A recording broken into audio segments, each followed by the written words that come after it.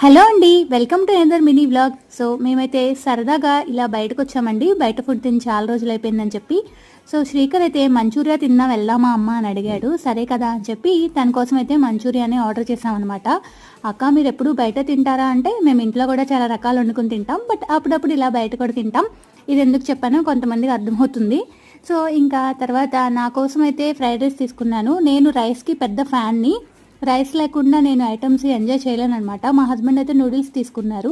ఇంకా ఇవి చెక్క తినేస్తున్నాము. ఇంకా అక్కడే కొంచెం కూర్చుని తినడానికి ప్లేస్ ఉందన్నమాట. ఇదైతే ప్రగతి నగర్లో, ఇది ఒక చిన్న రెస్టారెంట్.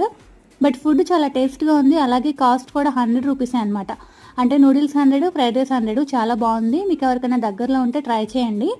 సో మీలో ఎవరైనా నాలా ఉన్నారా? ఏదైనా తినాలి అంటే రైస్తోనే తింటే కానీ ఫుల్ఫిల్గా ఉండదు.